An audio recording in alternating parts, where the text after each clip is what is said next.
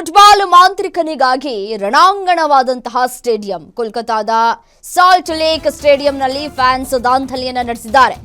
ವಿಶ್ವ ಚಾಂಪಿಯನ್ ಅನ್ನ ನೋಡೋದಕ್ಕೆ ಫ್ಯಾನ್ಸ್ ಮುಗಿಬಿದ್ದಿದ್ದಾರೆ. ಮೈದಾನ ಖಾಲಿ ಮಾಡಿ ಅಂತ ಹೇಳಿದ್ದಕ್ಕೆ ಅಭಿಮಾನಿಗಳು ರೊಚ್ಚಿಗೆದ್ದಿದ್ದಾರೆ. ಸ್ಟೇಡಿಯಂನತ್ತ ಏಕಾಏಕಿ ಮೆಸ್ಸಿ ಅಭಿಮಾನಿಗಳು ನುಗ್ಗಿದ್ದಾರೆ. ಸ್ಟೇಡಿಯಂನತ್ತ ಚೇರ್ ಬಾಟಲ್ಗಳನ್ನ ಎಸೆದು ಗಲಾಟೆಯನ್ನ ಮಾಡಿದ್ದಾರೆ. ಅಭಿಮಾನಿಗಳನ್ನ ಚೆದರಿಸೋದಕ್ಕೆ ಸ್ಟೇಡಿಯಂನಲ್ಲಿ ಲಾಠಿ ಪ್ರಹಾರವನ್ನ ನಡೆಸಲಾಗಿದೆ. ಅಭಿಮಾನಿಗಳ ದಾಂಧಲೆಯನ್ನ ಕಂಡು ಸ್ಟೇಡಿಯಂನಿಂದ ಮೆಸ್ಸಿ ತೆರಳಿದ್ದಾರೆ. ಅರ್ಜೆಂಟೀನಾದ ಸ್ಟಾರ್ ಫುಟ್ಬಾಲ್ ಆಟಗಾರ ಲಿಯೋನೆಲ್ ಮೆಸ್ಸಿ ಗೋಟ್ ಇಂಡಿಯಾ ಟೂರ್ 2025ಕ್ಕೆ ಬಂದಿರುವಂತಹ ಲಿಯೋನೆಲ್ ಮೆಸ್ಸಿ ಹಾಗೂ ಕ್ರೀಡಾ ಅಭಿಮಾನಿಗಳ ಕ್ಷಮೆಯನ್ನ ಕೇಳಿದ್ದಾರೆ. ಒಂದ್ ಕಡೆ ಮಮತಾ ಅವರು ನೋಡಿ ಯಾವ ರೀತಿಯಾಗಿ ಅಭಿಮಾನಿಗಳು ಅತಿರೇಕವಾಗಿ ವರ್ತಿಸ್ತಾರೆ ಅಂತ ಹೇಳಿ.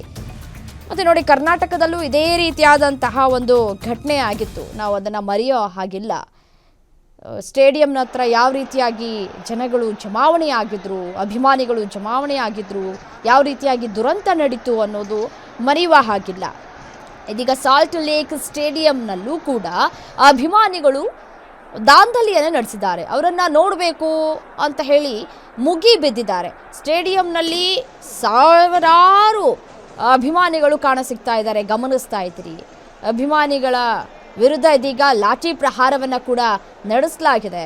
ಯಾವ ರೀತಿಯಾಗಿ ಓಡಾಡ್ತಾ ಇದ್ದಾರೆ ಅಭಿಮಾನಿಗಳು ಸ್ಟೇಡಿಯಂ ಒಳಗಡೆ, ಮತ್ತು ಸ್ಟೇಡಿಯಂನ ಒಳಗಡೆ ನುಗ್ಗಿ ಅಲ್ಲಿ ಇದ್ದಂತಹ ಚೇರ್ಗಳನ್ನು ಎಸೆದು ಬಾಟಲ್ಗಳನ್ನು ಎಸೆದು ತಮ್ಮ ಆಕ್ರೋಶವನ್ನು ವ್ಯಕ್ತಪಡಿಸ್ತಾ ಇದ್ದಾರೆ. ಯಾಕೆಂತಂದರೆ ಒಬ್ಬ ಸ್ಟಾರ್ ಆಟಗಾರರನ್ನ ನೋಡಬೇಕು ಅನ್ನೋದು ಬಹಳ ಇರುತ್ತೆ, ಅವರ ಅಭಿಮಾನಿಗಳಿಗೆ ಆಸೆ ಇರುತ್ತೆ, ಇಲ್ಲ ಅಂತಲ್ಲ. ಬಟ್ ಆದರೆ ಈ ರೀತಿಯಾಗಿ ದಾಂಧಲೆ ಮಾಡಿಬಿಟ್ರೆ ಎಲ್ಲವೂ ಸರಿ ಹೋಗ್ಬಿಡುತ್ತಾ? ಬೇಜಾರು ಮಾಡ್ದಂಗಲ್ವಾ ಮೆಸ್ಸಿ ಅವರಿಗೆ? ನೋಡಿ ಯಾವ ರೀತಿಯಾಗಿ ಚೇರ್ಗಳನ್ನು ಎಸೆದು ಇವರುಗಳಿಗೆ ಈ ರೀತಿಯಾದಂತಹ ವಸ್ತುಗಳೆಲ್ಲ ಎಲ್ಲಿ ಸಿಕ್ತು ಅಂತ ಹೇಳಿ ಮೆಸ್ಸಿ ಹಾಗೂ ಕ್ರೀಡಾ ಅಭಿಮಾನಿಗಳ ಕ್ಷಮೆಯನ್ನ ಕೇಳಿದ್ದಾರೆ ಮಮತಾ. ಮೆಸ್ಸಿ ಕಾರ್ಯಕ್ರಮ ಸರಿಯಾಗಿ ನಿರ್ವಹಣೆಯಾಗಿಲ್ಲ, ಎಲ್ಲಿ ತಪ್ಪಾಗಿದೆ ಅನ್ನೋದರ ತನಿಖೆಯನ್ನ ನಡೆಸ್ತೇವೆ ಅಂತ ಹೇಳಿ ಪಶ್ಚಿಮ ಬಂಗಾಳ ಸಿಎಂ ಮಮತಾ ಬ್ಯಾನರ್ಜಿ ಹೇಳಿಕೆಯನ್ನ ಕೊಟ್ಟಿದ್ದಾರೆ. ಮಮತಾ ಸರ್ಕಾರಕ್ಕೆ ನಾಚಿಕೆ ಆಗಬೇಕು ಅಂತ ಹೇಳಿ ಬಿಜೆಪಿ ಒಂದ್ ಕಡೆ ಕಿಡಿಕಾರ್ತಾ ಇದೆ. ಮುನ್ನೆಚ್ಚರಿಕಾ ಕ್ರಮವನ್ನ ಮೊದಲೇ ತೆಗೆದುಕೊಳ್ಬೇಕಾಗಿತ್ತು, ಆದರೆ ಎಚ್ಚರಿಕಾ ಕ್ರಮವನ್ನ ತೆಗೆದುಕೊಂಡಿಲ್ಲ. ಪೊಲೀಸ್ ಇಲಾಖೆ ಕಟ್ಟೆಚ್ಚರವನ್ನು ವಹಿಸಬೇಕಾಗಿತ್ತು. ಯಾರು ಕೂಡ ಮೈದಾನದ ಒಳಗಡೆ ಬಾರದ ರೀತಿಯಲ್ಲಿ ನೋಡ್ಕೊಳ್ಬೇಕಾಗಿತ್ತು. ಅತಿ ಹೆಚ್ಚಿನ ಬಿಗಿ ಭದ್ರತೆಯನ್ನ ಇಲ್ಲಿ ಒದಗಿಸಬೇಕಾಗಿತ್ತು. ಬಟ್ ಆದರೆ ಅದ್ಯಾವುದನ್ನು ಕೂಡ ಮಾಡಿಲ್ಲ. ಈಗ ಏಕಾಏಕಿ ಬಂದ ಕ್ಷಮೆ ಕೇಳಿಬಿಟ್ರೆ ಯಾರು ಅಕ್ಸೆಪ್ಟ್ ಮಾಡ್ತಾರೆ?